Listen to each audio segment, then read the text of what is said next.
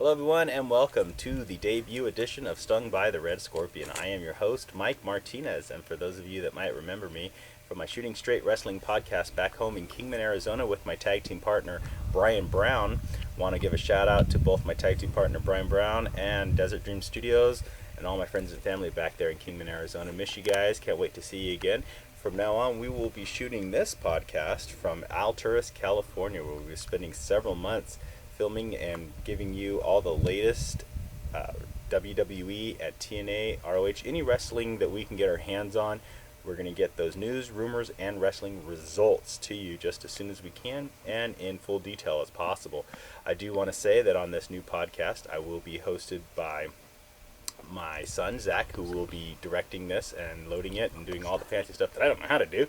He also goes by Lethal Deception. What's Look up? up his YouTube name and subscribe to his channels, and you will find me directly linked to him. And we hope to provide a pretty decent podcast. So we're going to get with it. Today we're going to start with the Elimination Chamber from May 31st, and we're going to end with the last episode of Friday Night New Japan Pro Wrestling on the 5th of June. So stay tuned. We'll get back with that, and we'll get started on the news, the rumors, and all that good stuff.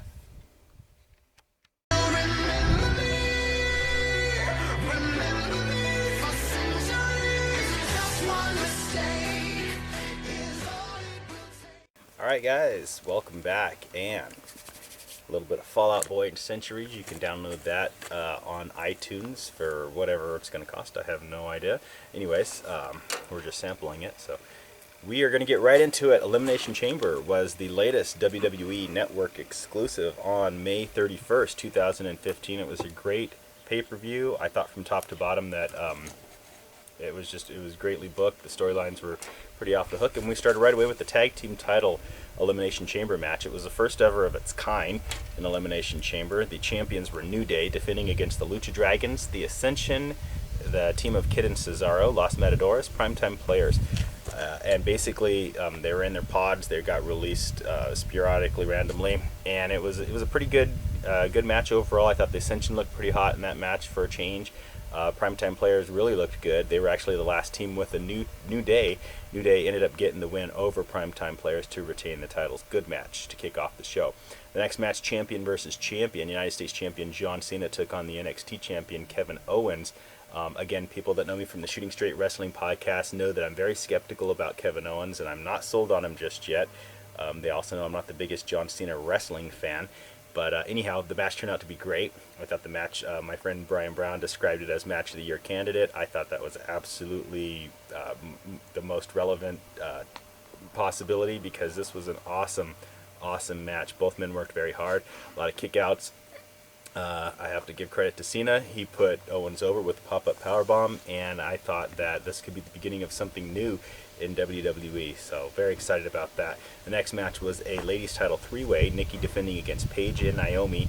I thought both challengers looked pretty hot, not just in terms of their looks, but their in-ring action. And Nikki ended up winning the match over Naomi, which blah, blah, blah, blah. She keeps the belt.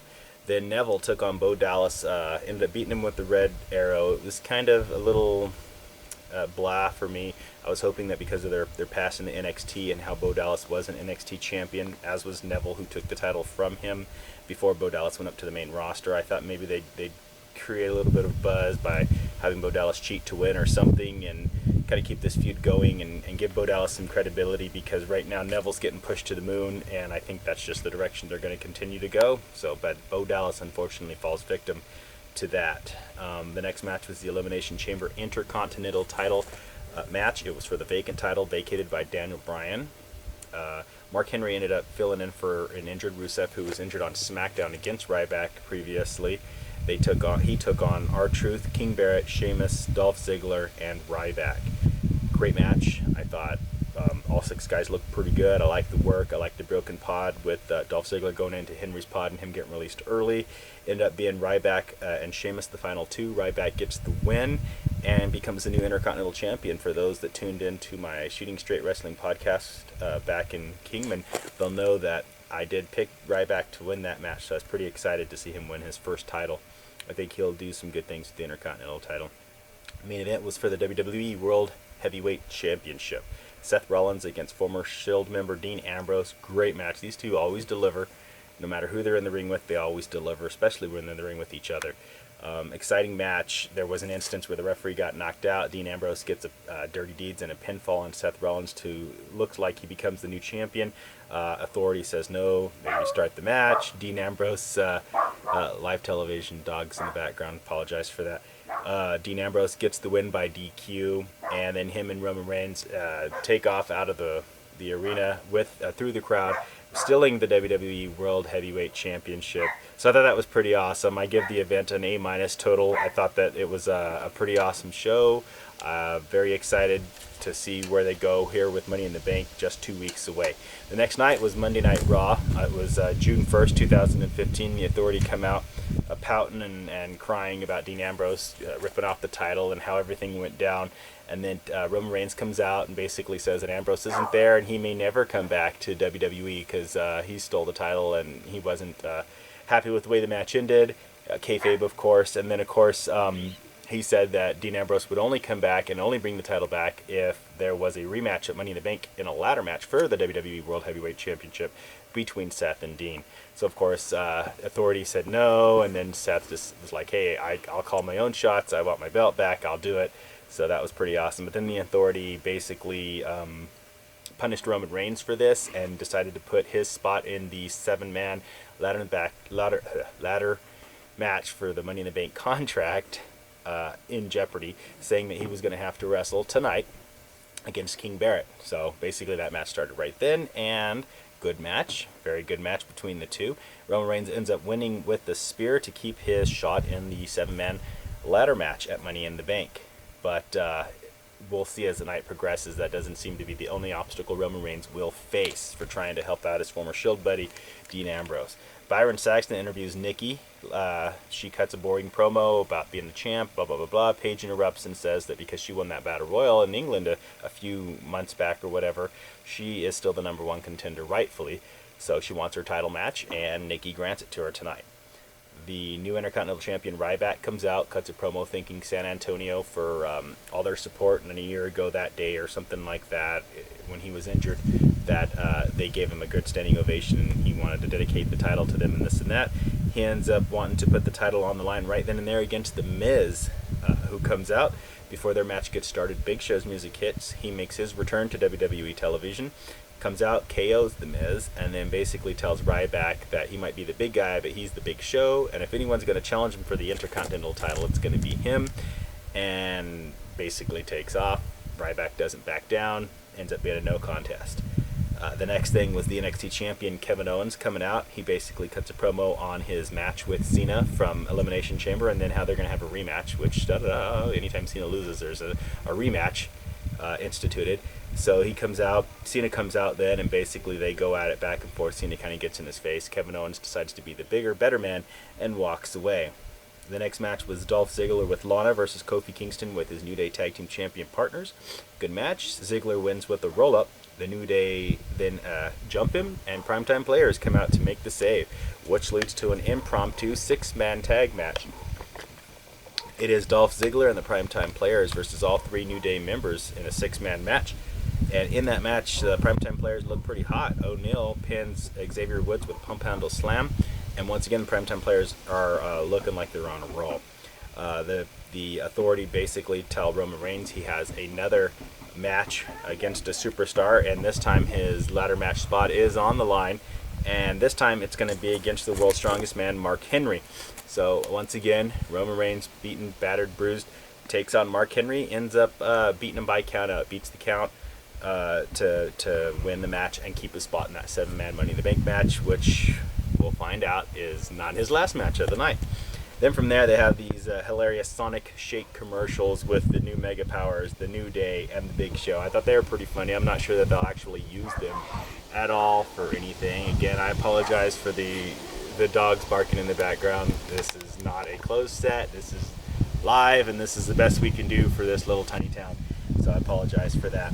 The next match was the ladies' title match. It was Nikki defending against Paige. It wasn't the best match, especially for Paige, but Brie ends up sneaking in, pulling an old school demolition. We're hiding under the mat, rolls in when Nikki rolled out, and pins Paige to retain that title. The next match was Randy Orton versus Sheamus. For 2 men are in the 7-man ladder match at Money in the Bank.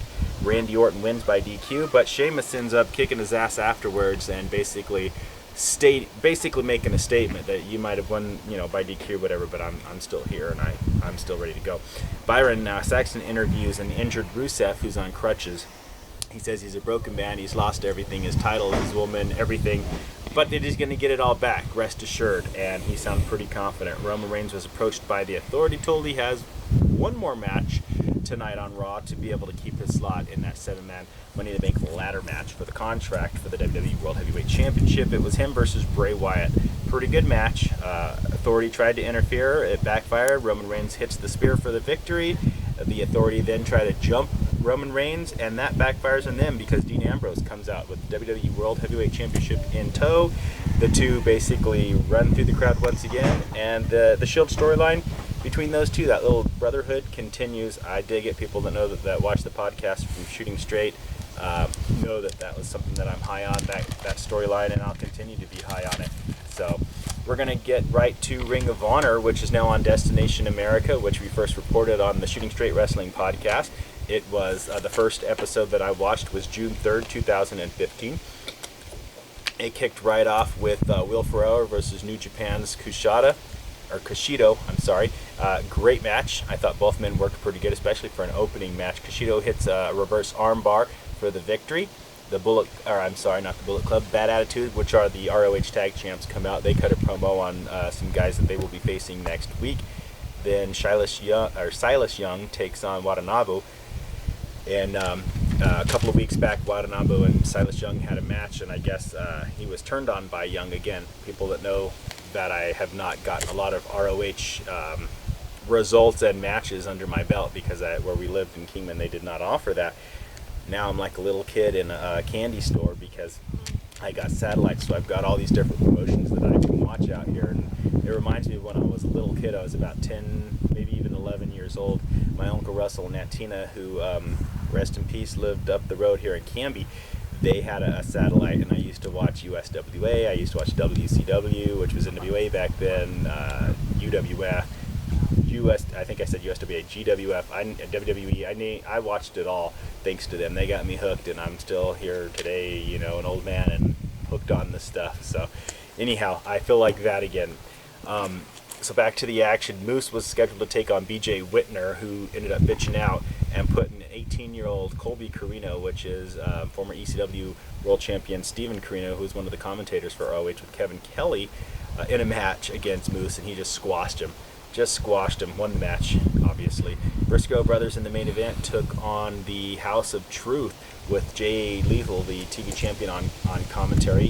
For those of you that have been watching or more up to date with ROH than I am, know that the ROH champion Jay Briscoe and the TV champion Jay Lethal will be meeting here in a couple of weeks for on their pay-per-view. Basically, it was a good match. Ends up being the Briscoes with the win. Jay gets the pinfall following a Doomsday device, and the Briscoes looked pretty hot in that one.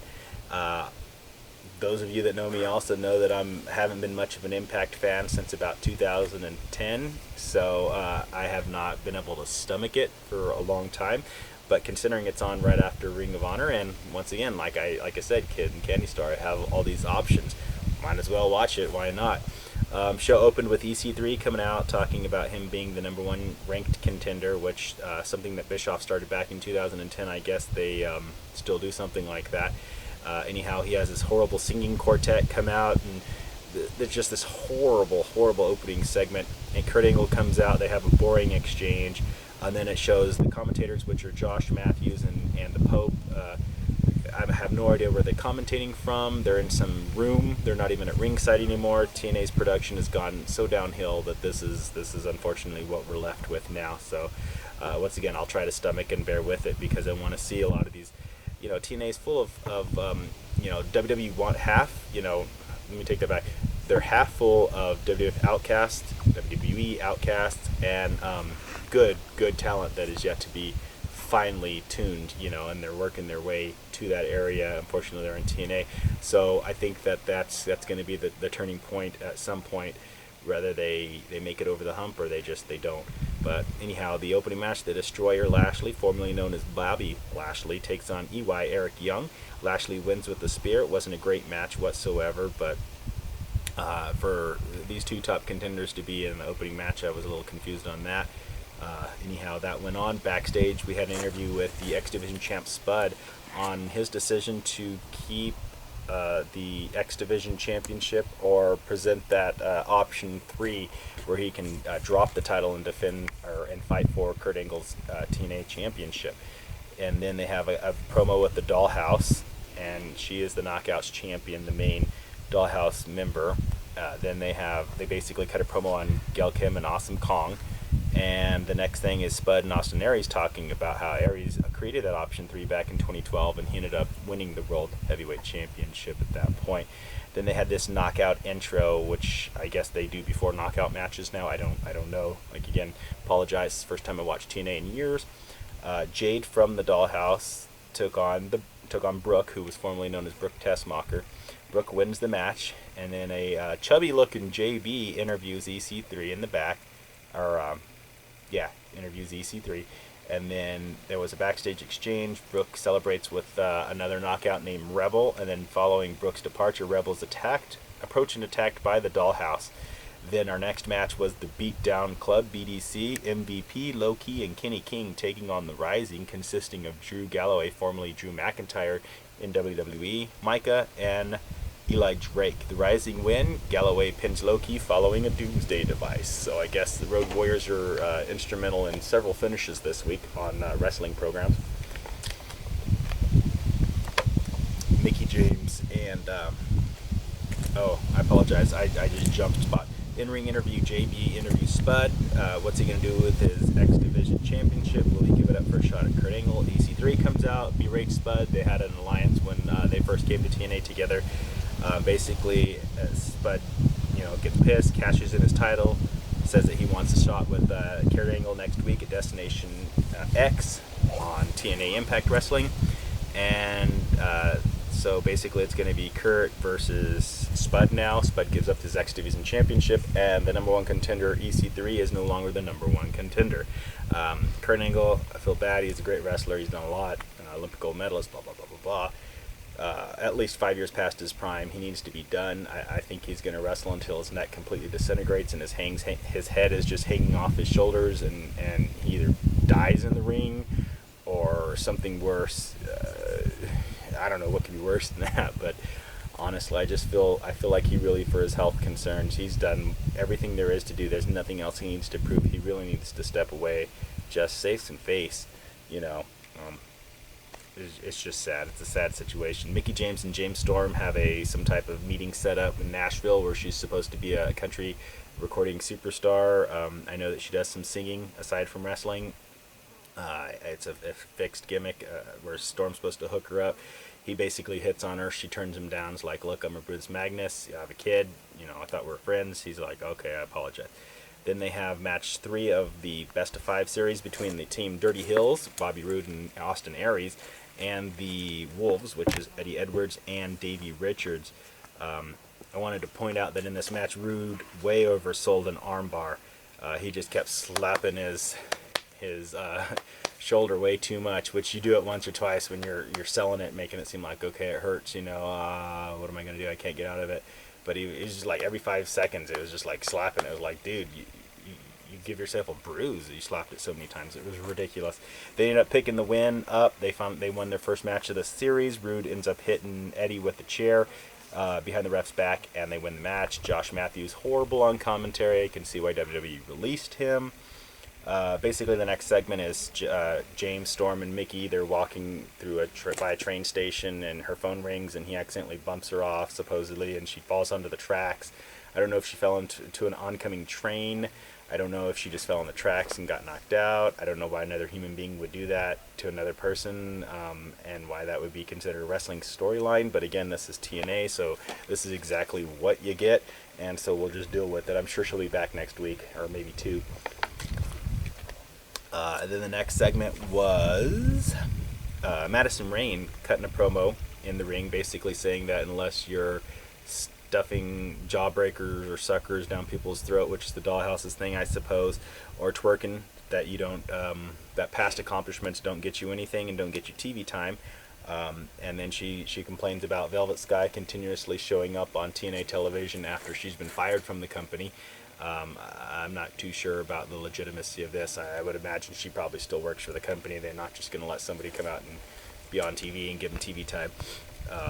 Again, haven't watched it, don't know much about the backstage stuff. Velvet comes out, they get into it. Rain slaps her, Velvet attacks her. Angelina Love comes out. She ends up having her security arrest Velvet Sky for attacking a wrestler.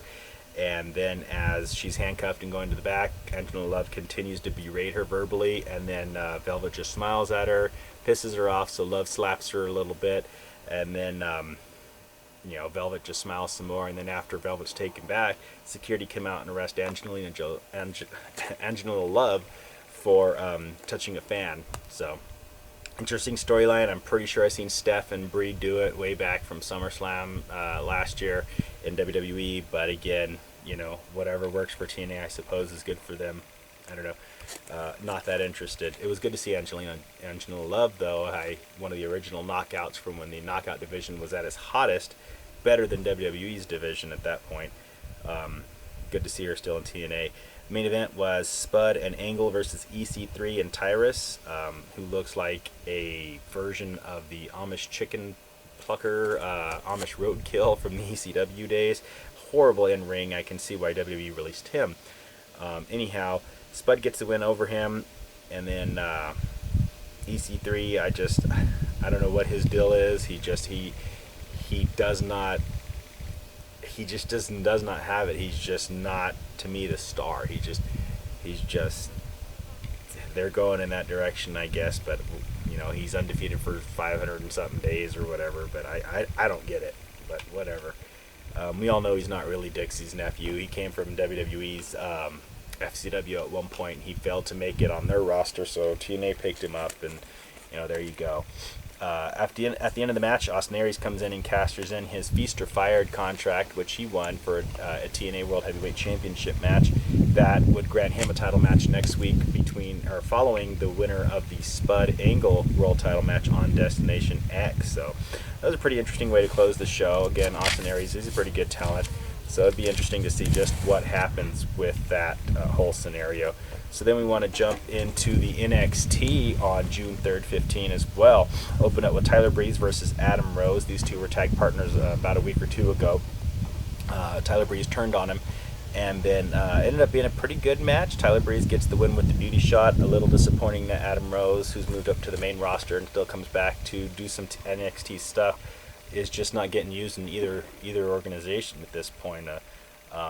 Dug his gimmick. I guess Vince wasn't huge on the gimmick, so it's one of those. We were talking about that on the Shooting Straight Wrestling podcast, how it's NXT is really hybrid, and so a lot of stuff that works there doesn't work in a bigger environment, and so I don't know, something has to give for Adam Rose, because in ring I think he's pretty good, but Tyler Breeze is also good, so it was good for him to stay in the hunt. Interview with Simon Crow in the back basically says when he gets back into the ring, he wants to be getting into the ring with whoever the NXT champion is. Then they have an interview with Eva Marie. She talks about being at TakeOver and talks about the NXT and the ladies division and how she wants to be involved. Okay. And then with Enzo and Cass comes Carmelo. She takes on Alexa Bliss, who comes out with the tag champs Blake and Murphy. If you saw TakeOver, you know that she now is with them. Decent match. Both girls still getting there. Alexa Bliss, once again, I think is the better of the two. She ends up picking the victory up with a roll-up, holding on to the top ropes as well.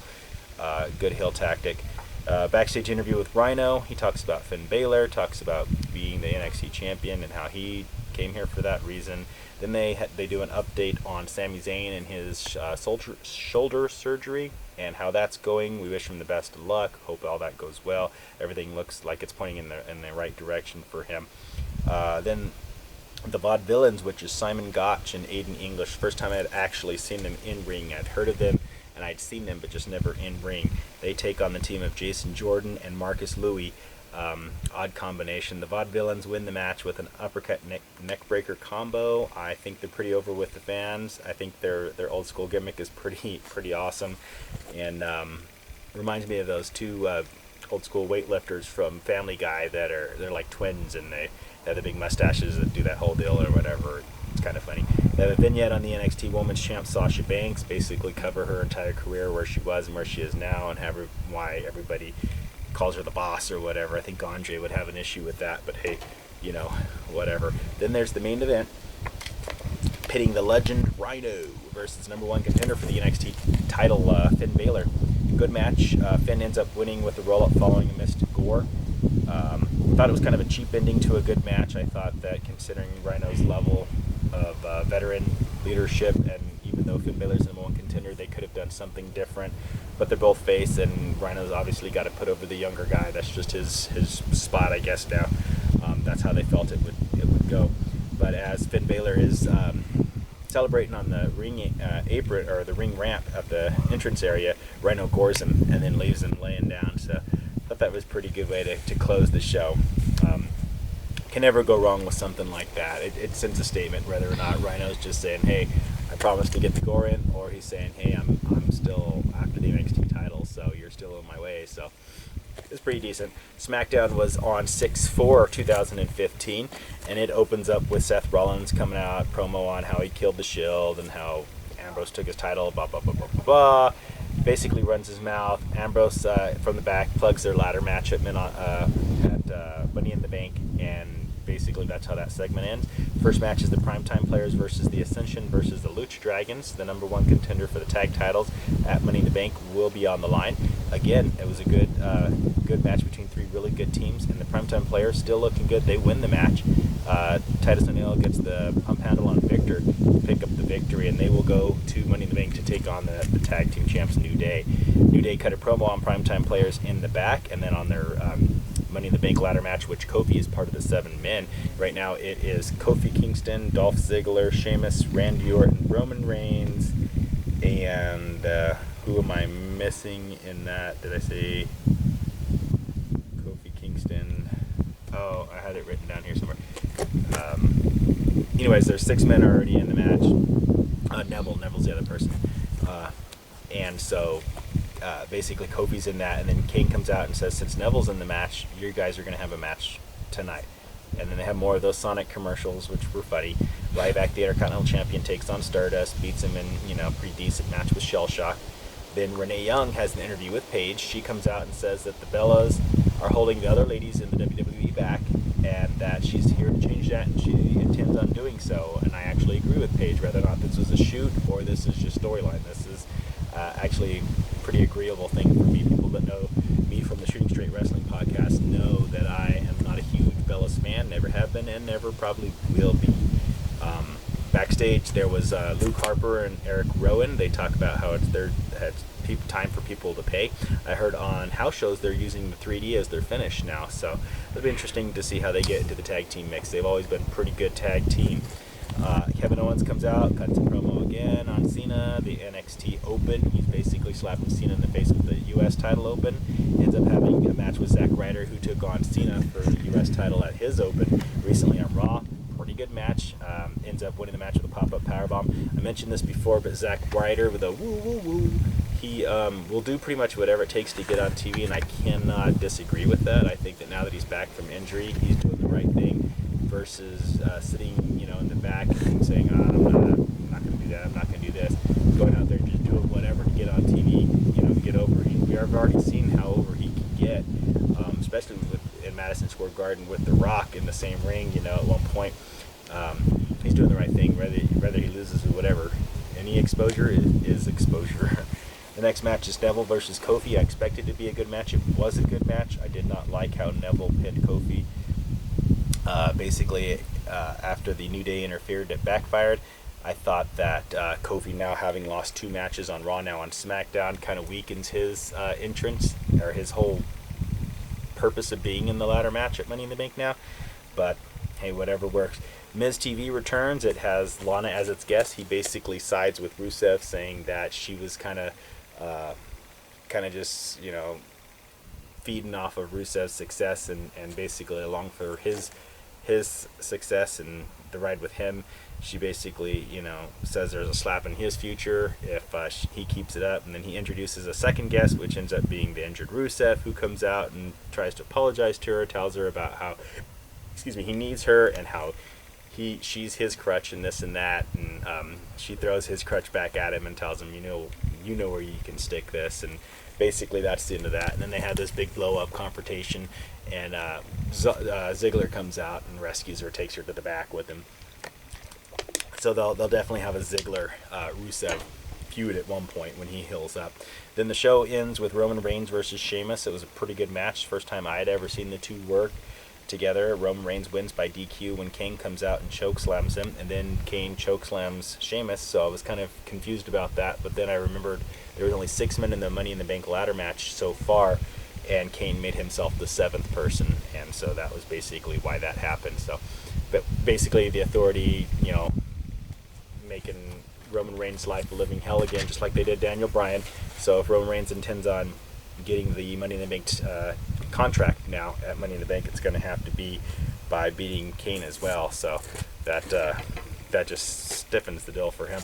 Our final show to review this week was New Japan Pro Wrestling on Friday the 5th. I want to let everyone know that it comes on a channel called Access every Friday night, and this particular show reviewed matches from June 21st of 2014. Pretty awesome to get to see New Japan Pro Wrestling because it's a combination of Japanese wrestlers that I see sparingly from when I watch TNA or even now on Ring of Honor, or have never seen before. And then of course wrestlers that are going over there that are from America that go over there to own their craft, or that are just going over there temporarily to work just because of the combination between the companies. Pretty awesome stuff. I just want to say that right off the bat. Our first match was the Killer Elite Squad, and that team consisted of Lance Archer and Davey Boy Smith Jr. They came out with Taka Michinoku. They took on Hiroshi Tenzan and Sahashi Kojin, and they are the IWGP Tag Team Champions. So it was a great match, and it was great to see Davey Boy Jr. back in there. Kojin and Penn Smith to retain their tag titles, and again, great match. Great mesh of styles as well. The next match was another tag team title match for the I apologize, that first match was for the NWA tag titles. I apologize. The next match was for the IWGP tag titles, and it was Hiroshi Tanahashi and his tag team partner Togi Makabo, who are called Ace to Kings. They took on Carl Anderson and Doc Gallows, the Bullet Club, for the IWGP tag team titles. Very good tag team match, back and forth. Makabo had a broken jaw from a previous match. He ended up working this match with the broken jaw, and that basically played into the whole storyline. He was not very involved in the match, but Anderson picked up the victory on him after their finish, which was called the Magic Killer, and they retained the tag titles. So it's going to be pretty interesting to see some New Japan wrestling every Friday night, so hopefully you guys can tune into that and dig it as well. That's all the wrestling that I have to review this week. Stay with us. When I come back, I'm going to close my show with my final thoughts and just my little bit of news and rumors that I got.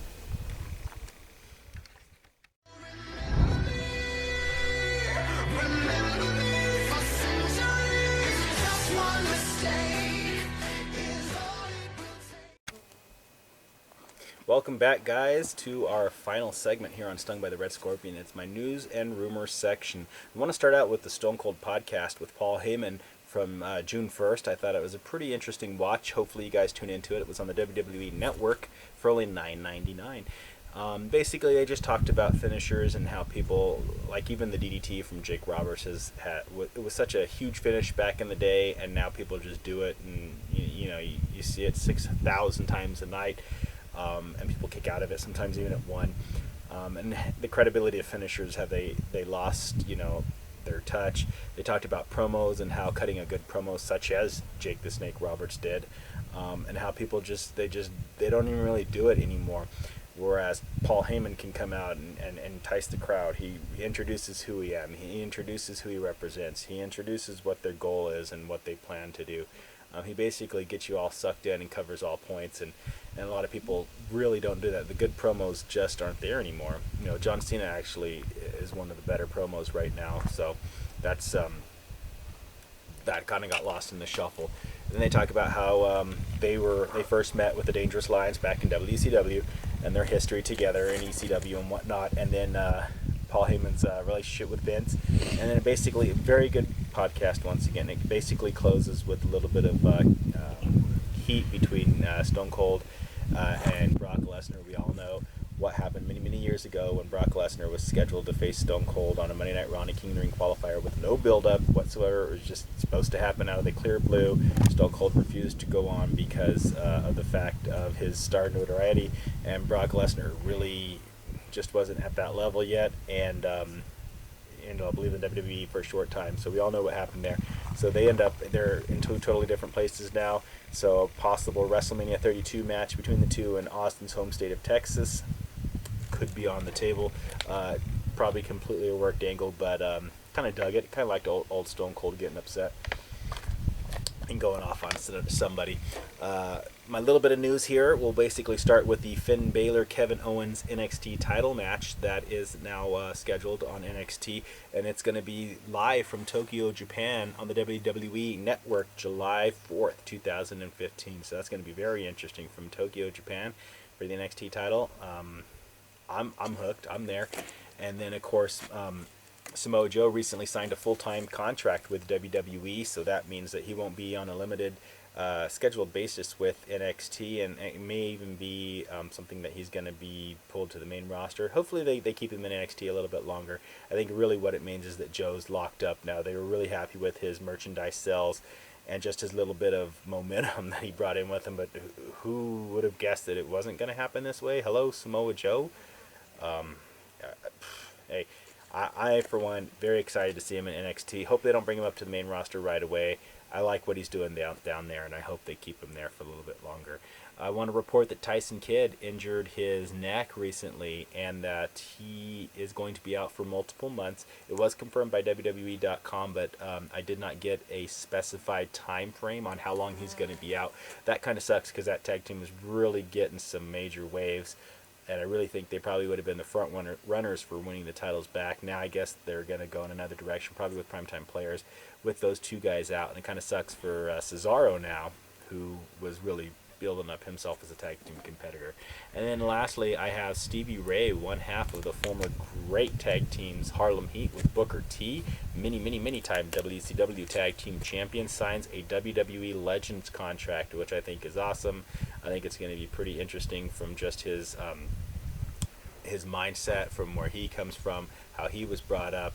I watched a little bit of the Booker T WWE exclusive, network exclusive, so I got to see some of that, how that went down, and how Steve was actually inspirational for Booker really getting involved from the start in GWF way back in the day out in Texas.